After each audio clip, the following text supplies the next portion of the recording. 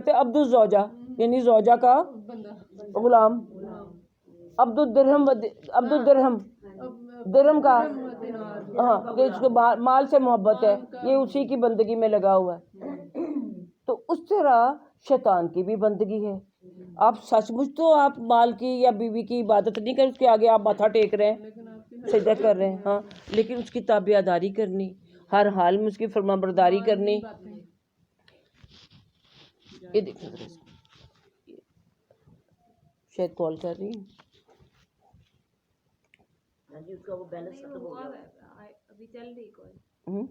اچھا، تو اللہ تعالیٰ اس میں فرمائیں گے کہ میں نے تمہیں کہا نہیں تھا. یعنی دیکھیے لگتا ہے اس میں اللہ تعالیٰ کی اس ڈانٹ میں محبت بھی شامل ہے، شفقت بھی شامل ہے، ناراضگی بھی شامل ہے.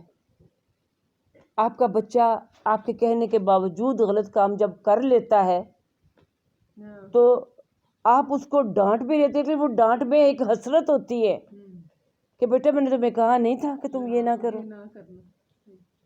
جو کیا اس کا جو، اور آپ کی آنکھوں میں آنسو بھی اس وقت ہو سکتے ہیں کہ بھی یہ نہ کرنا ورنہ تمہارا یہ انجام ہو جائے. دیکھو فیل ہو گئے ہو نا، چوٹ لگ گئی ہے نا.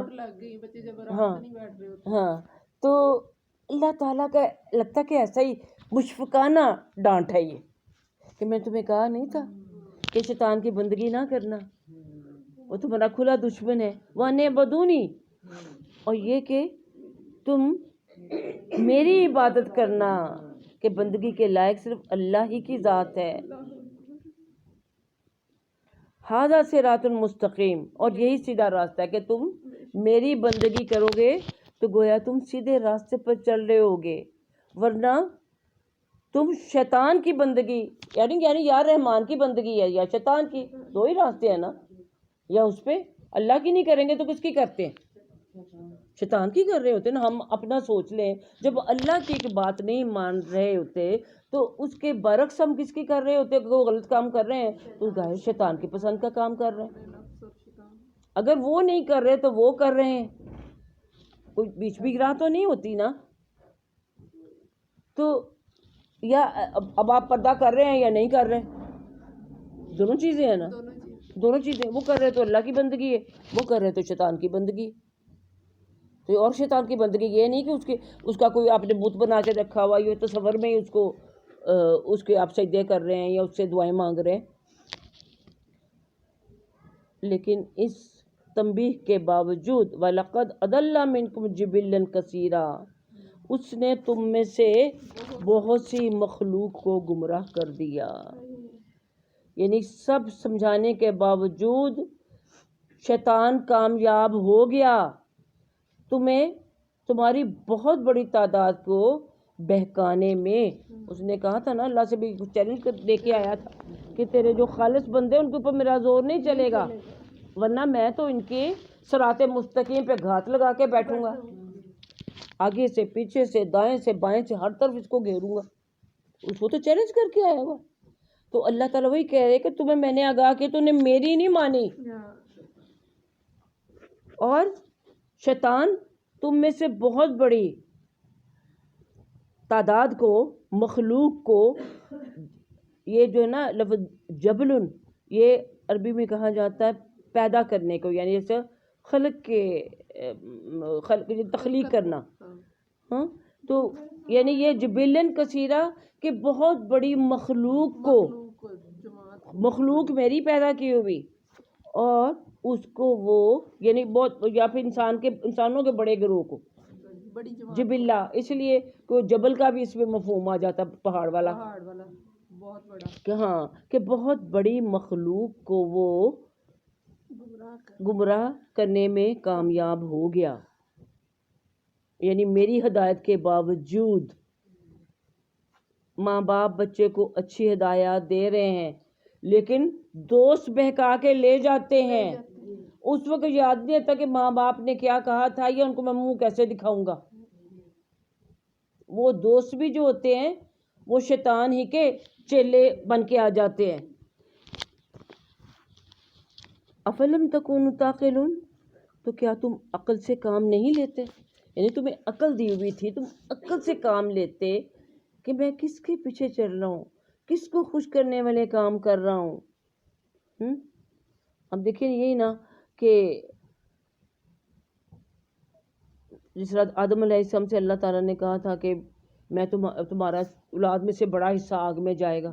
انہوں نے پوچھا تھا کتنے، تو کیا جواب دیا گیا تھا کہ 1000 میں سے 999. تو استغفر اللہ، کس قدر وہ یعنی پریشان کن یہ خبر تھی. تو پھر اللہ تعالیٰ فرمایا تھا کہ یہ زیادہ کس میں سے ہوگا، یاجوج ماجوج ہیں، یافس کی اولاد، نول کے بیٹے یافس کی اولاد میں سے ہوں گے جہنم میں جانے والے جو ہیں. استغفر اللہ. تو چنانچہ ان کو بھی یہاں کہا جا رہا ہے کیونکہ تم نے اپنی عقل سے کام نہیں لیا اور آخرت کے نقصان سے بچنے کا تم نے کوئی انتظام نہ کیا، لہٰذا ہذہ جہنم اللاتی کنتم توعدون، یہ ہے وہ جہنم جس کا تم سے وعدہ کیا گیا تھا. تم کہتے تھے بتا ھذا الوعد ان کنتم صادقین، تو وہ وعدہ آ گیا.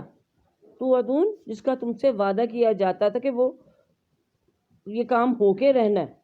اب آ گئی وہ جہنم تمہارے سامنے جس کا تمہیں ڈراوا دیا جاتا تھا، جس سے تمہیں ڈرایا جاتا تھا، جس سے تمہیں دھمکایا جاتا تھا. اصلاح اليوم بما کنتم تکفرون، اور لہٰذا تم جو کفر کرتے تھے اس کے بدلے آج اس میں داخل ہو جاؤ. اب تمہارا ٹھکانہ یہی جہنم. اصلاح میں داخل بھی ہونا، اس میں تاپنا بھی ہے کہ اس کی جہنم کی آگ کو اب تاپو داخل ہو کر. کس کی وجہ سے؟ وہ جو تم حقیقت کا انکار کرتے تھے. کفر، حقیقت کا انکار کرنا، اللہ کی اور آخرت کے منکر ہونا. تو تم جو کفر کرتے رہے اس کی پاداش میں اب جہنم کی آگ تاپو.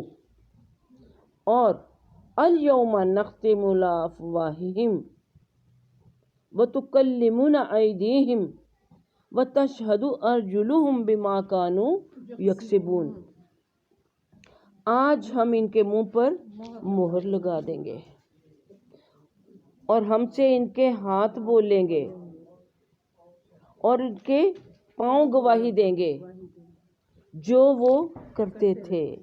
اب وہی بات کہ لوگ اس وقت جو مجرم ہوں گے اس وقت بھی باز نہیں آئیں گے اور وہ کہیں گے کہ ہم جو کرتے تھے وہ ٹھیک ہی کرتے تھے.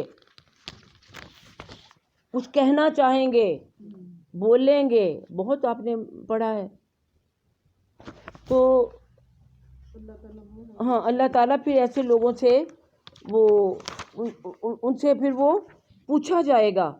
بلکہ یہاں پر ہے حدیث میں آپ کو پڑھ کے سناتی ہوں. ہاں، حضرت انس رضی اللہ تعالیٰ عنہ فرماتے ہیں کہ ہم حضور صلی اللہ علیہ وسلم کے پاس بیٹھے تھے کہ آپ یکایک ہنسے اور اس قدر ہنسے کہ مسوڑے کھل گئے. پھر ہم سے دریافت کرنے لگے کہ جانتے ہو میں کیوں ہنسا ہوں؟ ہم نے کہا کہ اللہ اور اس کا رسول ہی خوب جانتا ہے. آپ نے فرمایا وہ بندہ جو اپنے رب سے قیامت کے دن جھگڑا کرے گا کہ باری تعالیٰ کیا تو نے مجھے ظلم سے بچایا نہ تھا؟ اللہ تعالیٰ فرمائے گا کہ ہاں. تو یہ کہے گا بس پھر میں کسی گواہ کی گواہی اپنے خلاف منظور نہیں کروں گا. بس میرا بدن تو میرا ہے، باقی سب میرے دشمن ہیں. یعنی اس وقت میں ہی جو کچھ ہوں، میرا بدن ہی میرے ساتھ ہے، سب میرا ساتھ چھوڑ گئے. اللہ تعالیٰ فرمائے گا اچھا یوں ہی صحیح، تو ہی اپنا گواہ صحیح اور میرے بزرگ فرشتے گواہ صحیح. چنانچہ اسی وقت زبان پر مہر لگا دی جائے گی اور اعضائے بدن سے فرمایا جائے گا کہ بولو، تم خود گواہی دو کہ تم سے اس نے کیا کیا کام لیے ہیں. اور وہ صاف کھول کر سچ ایک ایک بات بتا دیں گے. پھر اس کی زبان کھول دی جائے گی تو یہ اپنے بدن کے جوڑوں سے کہے گی. کون کہے گی؟ زبان. تمہارا ستیہ ناش جائے، تم ہی میرے دشمن بن بیٹھے. میں تو تمہارے ہی بچاؤ کی کوشش کر رہی تھی. یعنی جو میں کہہ رہی تھی تمہیں بچانے کے لیے جھوٹ بول رہی تھی اور تمہارے فائدے کے لیے باتیں کر رہی تھی، حجت بازی کر رہی تھی. یعنی زبان اب اس وقت یعنی جب انسان اس حد تک ڈھیٹ ہو جائے گا تو اللہ تعالیٰ کہے گا تم بول ہی نہیں سکو گے، چلو جن اعضاء سے تم نے جو کیا تھا وہی خود گواہی دیں گے۔ چنانچہ وہ اعضاء اب زبان کے مطابق یہاں پر تو آپ نے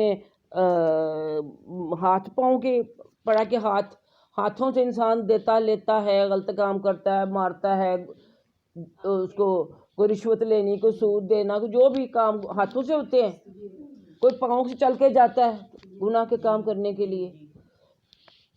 سورہ نور میں اور دوسری جگہوں پہ کہتے ہیں ان کی جلدیں بولیں گی، ان کی زبانیں بولیں گی، اور لیکن اب زبان وہ کہے گا کہ تم تو میرے ہو، تم میرے ہی خلاف۔ وہ کہیں گے کہ ہم تو سرکاری گواہ ہیں، ہم تو سرکار کے ملازم تھے، جب تک ہماری ڈیوٹی تمہارے پر لگی ہوئی تھی ہم تمہارے مان رہے تھے۔ آپ دیکھیے نا، آپ کے جو حکمران ہوتے ہیں ان کو پروٹوکول دینے والے جو ارد گرد ان کے سپاہی یہ سارے ہوتے ہیں، وہ کس طرح ان کی حفاظت پہ لگے ہوتے ہیں۔ جیسے ہی ان کو معزول کیا جاتا ہے وہی ہتھ کڑیاں لگا کے لے جاتے ہیں۔ تو وہی بات ہے نا کہ وہ کہیں گے کہ ہم تمہارے ملازم تو نہیں تھے، ہم تو سرکار سے تنخواہ لیتے تھے۔ تو اب دوسرا حکمران آ جاتا ہے، اب اس کے ساتھ ان کی ڈیوٹی لگ جاتی ہے۔ تو یہ جسم کے جو اعضاء ہیں یہ اللہ کے ملازم ہیں، یہ ہمارے ملازم نہیں ہیں، یہ عارضی طور پر ہماری خدمت کے لیے اللہ نے ہمارے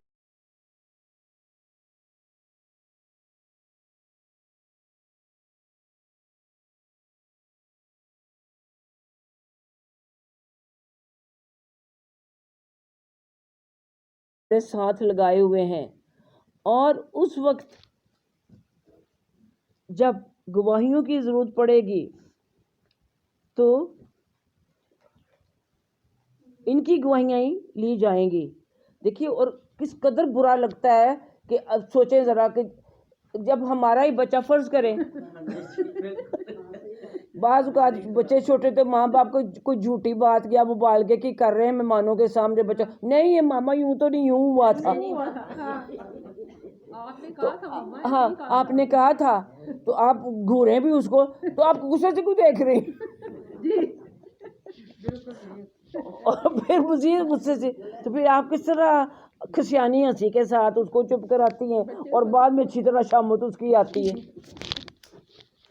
تو یہ اپنے بچوں کا بھی اپنے خلاف بولنا، حالانکہ آپ کو پتہ ہوتا ہے کہ آپ کی غلط بیانی پر ہی وہ کچھ کہہ رہے ہیں، وہ کہتے ہیں بچے من کے سچے ہی ہوتے ہیں۔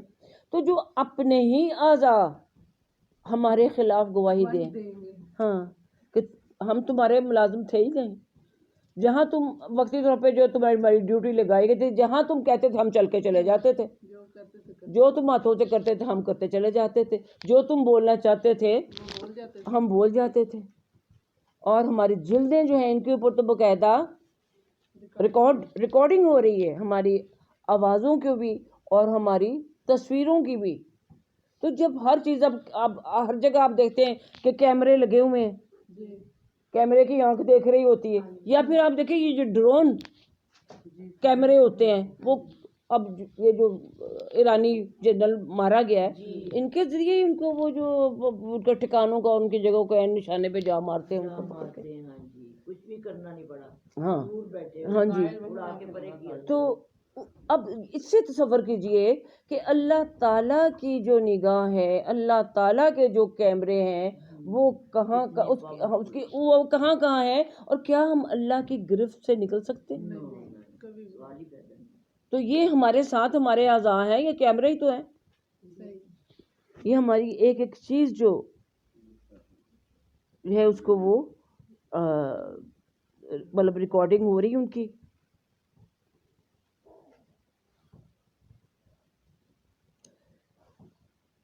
آج ہم ان کے منہ پر مہر لگا دیں گے، سیل کر دیں گے، زپ کر دیں گے، اور ہم سے ان کے ہاتھ بولیں گے اور ان کے پاؤں گواہی دیں گے۔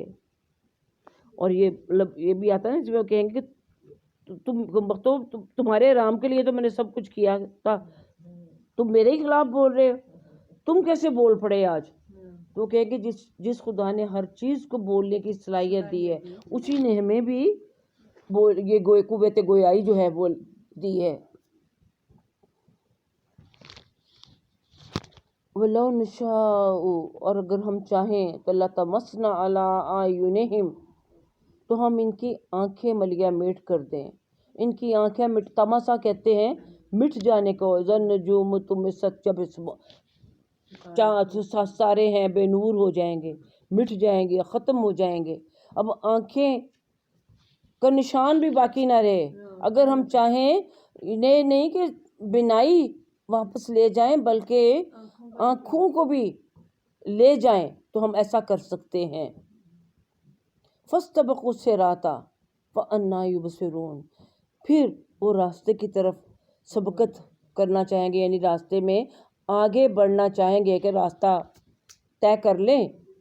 فَأَنَّىٰ يُبْصِرُونَ تو ان کو کہاں سے وہ راستہ نظر آئے گا کہ اب راستے پہ اگر چلنا چاہیں گے، اپنے گھر جانا چاہیں گے، کہیں بھی جانا چاہیں گے، جب آنکھیں ہی نہیں ہوں گی تو کہاں سے دیکھیں گے. یعنی اللہ تعالیٰ بتا رہے ہیں کہ تم ہمارے قبضہ قدرت میں اس حد تک ہو کہ اگر تمہاری آنکھیں ہم چھین لیں تو تم راستہ نہیں پا سکتے. وَلَوْ نَشَاءُ لَمَسَخْنَاهُمْ عَلَىٰ مَكَانَتِهِمْ اور اگر ہم چاہیں تو ان کی جگہوں میں، یعنی ان کے گھر بیٹھے جہاں بھی کہیں مکانہ جہاں بھی یہ کھڑے ہیں، جہاں بیٹھے ہیں، جہاں موجود ہیں، ان کو مسخ کر کے رکھ دیں. مسخ کر کے کہ ان کی شکلیں بگاڑ دیں، یا یعنی انسانی شکلوں سے بھی آپ دیکھیے پہلی قوموں کو بندر اور سور بنا دیا گیا. شکلیں بگاڑ دیں، شکلیں بدل دیں، یا شکل انسانی گوشت پوشت کی بجائے آپ نے دیکھا جو شہر تک پہنچ آئے وہاں کے لوگوں کو اللہ نے پتھر بنا دیا. پوری قوم کے جو لاوا آیا جہاں تھے جس حال میں تھے، آج بھی تصویریں آپ ان کی دیکھتے ہیں کہ ان کے وہی ایکسپریشنز ہیں، وہی سب کچھ ہے، لیکن وہ پتھر کے بنے ہوئے. یعنی اللہ کی قدرت اس قدر وسیع ہے، جو چاہے وہ کر سکتا ہے. وہ چاہے تو جہاں وہیں پہ آپ کو فالج کا اٹیک ہو جائے، سٹروک ہو گیا، جہاں بندہ ہوتا ہے وہیں کا وہیں رہ گیا. منہ کھلا تو کھلے کا کھلا رہ گیا، ہاتھ جہاں ہے وہیں کا وہیں رہ گیا. جو لفظ ادا کر رہا تھا آدھا لفظ ادا ہوا ہی نہیں. یہ مسخ کر کے رکھ دینا، صورتیں مسخ کر دینا، جسم مسخ کر دینا، ان کو تبدیل کر دینا. تو پھر اللہ تعالیٰ فرماتے ہیں پھر وہ وَمَسْتَطَاعُوا مُضِيًّا تو پھر وہ چل نہ سکیں. یعنی ان کے چلنے کی جو صلاحیت اگر وہیں کھڑے کھڑے وہ پتھر ہو جاتے ہیں تو پتھر کیسے چل کے آگے موو کرے گا. وَلَا يَرْجِعُونَ انہوں کہیں کہ واپس چلیں جائیں، بھاگ کے اپنے گھروں میں پناہ لے لیں. دیکھیے آپ کسی خطرناک چیز کو کچھ دیکھتے ہیں آتے ہوئے، کسی جانور کو یا کسی ڈاکے کو، تو آپ کیا کرتے ہیں؟ بھاگتے ہیں واپس گھر کی طرف. جا کے بھاگ کے چھپ جاؤ گا، کتا ہی آ گیا تو کوشش ہوتی ہے قریب قریب بھی کوئی اور بھی گھر ہے تو وہاں جا کے اندر سے میں گیٹ بند کر لوں. تو یہاں پر جب اللہ کی طرف سے عذاب آ جائے تو پھر نہ وہ چل سکیں اور نہ ہی واپس اپنے گھروں کی طرف لوٹ جائیں. فالج سے بچنے کے لیے اور اس طرح کی نبی کریم صلی اللہ علیہ وسلم نے ہمیں کیا دعا سکھائی ہے کہ ہم صبح شام تھے سبحان اللہ العظیم و بحمدہ یہ پڑھ لیا کریں. اور ایک وہ اس کی ہے سورۃ الروم کی آیت نمبر 30 ہے، آتی ہے وَأَقِمْ وَجْهَكَ لِلدِّينِ حَنِيفًا فِطْرَتَ اللَّهِ فَطَرَ النَّاسَ عَلَيْهَا لَا تَبْدِيلَ لِخَلْقِ اللَّهِ تو کہ اللہ تمہاری تبدیل نہیں کرتا شکل، صورت، حالت، ذہنی حالت. تو یہ بھی اگر آپ میرا آیت نمبر 30 ہی غالباً ہے، سورہ روم کی ہے، تو اس کو یاد کر لیں، ایسا پڑھا جائے صبح خاص طور پہ فجر کے بعد 3 دفعہ پڑھ لیں اس کو، اس آیت کو، تو اللہ تعالیٰ عقلی طور پر، جسمانی طور پر آپ کی جو صلاحیت ہے انشاءاللہ وہ قائم رکھے گا. وآخر دعوانا الحمدللہ رب العالمین. صدق اللہ العظیم، صدق رسولہ النبی الکریم. جی وہ نہیں سبحان وہ پڑھتے ہیں نا سبحان اللہ و بحمدہ سبحان اللہ العظیم، لیکن سبحان اللہ العظیم پہلے اور و بحمدہ ہی بعد میں، بس خالی و بحمدہ یہاں تک۔ اچھا جی، آپ نے کوئی جو آپ کو گرامر کا شروع کرایا تھا کسی نے دیکھا؟ میں نے آپ سے غالباً کہا بھی تھا کہ آپ اس کی کوئی لفظ لے کے اس کی کوئی گردان، اس نے مجھے واٹس ایپ کی ہے ہنا نے، اور تو کسی کا پتہ نہیں، کوئی نہ واٹس ایپ تو نہ کہ اس نے دیکھیے انہوں نے بھی لکھی ہوئی ہے الحمامتہ، امامتہ، اچھا ایک مرد کا امامہ، امامتہا، ال لگانا تو نہیں نا ضروری تھا، امامتہا، ہاں ہاں امامتہما، امامتہ، لیکن لفظ بھی آپ نے ذرا مشکل چنا ہے نا سر میں۔ یہ کیا ہے؟ قمیص، القمیص، قمیصہا، قمیصہما، قمیصہن۔ ہاں آپ باقیوں نے کیا؟ یہ کچھ سمجھ آئی ہے؟ پڑھا ہے کہ نہیں؟ کوئی شوق نہیں ہے قرآن کو سمجھنے کا، ترجمے کے ساتھ سیکھنے کا؟ سب کے پاس یہ ہے نا پیج جو میں نے، ہاں دیکھیے نا، ایک نام لکھا ہوا پر اپنا، یہ تو غلط لے کے آ گئی ہوں، چلو میں دیتی ہوں آپ کو بعد میں، یہ نہیں میں لفافہ غلط اٹھا لائی۔ اچھا جی، تو یہ جناب یہیں پہ ہماری میں جہاں رائٹ سائڈ پہ نا وہ یہ پڑے ہوئے یہ جو دیے تھے گرامر والے پیجز، وہ کا اٹھا لیں۔ ہاں جی، یہ میں نے پچھلی دفعہ آپ کو کروائے تھے کہ ضمیروں کے ضمائر، پروناؤنس۔ دیکھیے جب آپ کو یہ سمجھ آ جائیں گے تو ترجمہ، جب آپ قرآن پڑھ رہی ہیں تو آپ کو سمجھ آئے گی کہ ایک شخص کی بات ہو رہی ہے، وہ شخص مرد ہے کہ عورت ہے، دو کی بات ہو رہی ہے، تین کی یا تین سے زیادہ کی جمع کی بات ہو رہی ہے۔ تو اس طرح آپ کو قرآن کو کچھ نہ کچھ دیکھیے کوئی ٹیوا لگ جائے گا آپ کا۔ اب نہ پوری آپ کو گرامر آتی ہے، نہ ہم سکھائی سکتے ہیں یہاں، نہ ہمارے پاس ٹائم تو، نہ سیکھنے والے ایڈے ہوشیار۔ ہاں جی، تو سب سے پہلے یہ دیکھیے نا، یہ آپ کو بتایا تھا کہ اس کے جو ٹینس یہ سیگے ہیں، اور صرف ہم نے اتنا کیا تھا متصلہ ضمائر۔ کیا ہوتا ہے متصل ضمائر؟ متصلہ ضمائر کون سی ہوتی ہیں؟ متصل ضمیر پروناؤن ہے نا، متصل اور ایک منفصل ہے۔ متصل کا میں نے آپ کو بتایا تھا، متصل کس کو کہتے ہیں؟ اردو میں، انگریزی میں بتا دیں متصل کس کو کہتے ہیں؟ جڑا ہوا، اٹیچڈ، ٹھیک ہے؟ تو اس میں لفظ کے ساتھ ضمیر جو ہے وہ جڑی ہوئی ہے، جیسے کتابو ہو یا کتابو ہا، مرد ہے تو کتابو ہو، ایک مرد کی، اس کی کتاب، ایک مرد کی کتاب، کتابو ہا کہیں گے